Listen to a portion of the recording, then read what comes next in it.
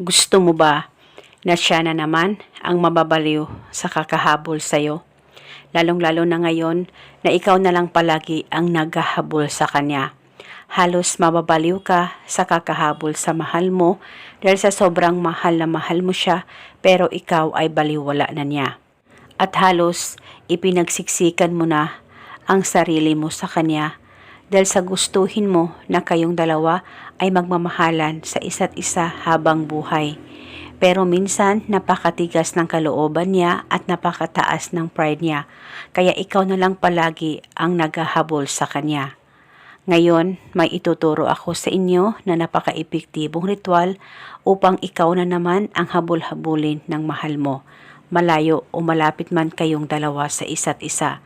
Basta itong ritual ay gawin sa mabuti at hilingin ng buong puso. Pwede mo ito gawin sa kahit na anong araw o oras na gusto mo.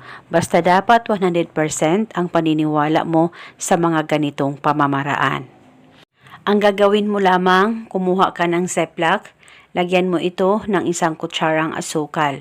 White o brown sugar ay pwedeng gamitin. At pagkatapos, kumuha ka ng papel at panulat at isulat mo ito sa papel. Pangalan at apelyido niya, ikaw na naman ang mababaliw sa kakahabol sa akin ngayon. Isulat mo lamang ito ng 3 beses.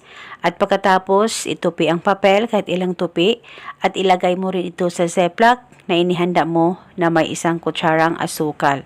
At nang malagay mo na, hawakan saglit ang ritual, pakaisipin mo siya ng mabuti, mag-focus at mag-concentrate ka at banggitin mo lamang ang nakasulat sa papel ng 3 beses. At pagkatapos ay itong ritual ay pwede dalhin, ilagay sa bulsa mo kahit saan ka man magpunta o itago sa safe na walang makakakita at makakaalam. At pwede mo banggitin paminsan-minsan ang nakasulat sa papel kung may time po kayo. Basta itago ito hanggang kailan mo gusto.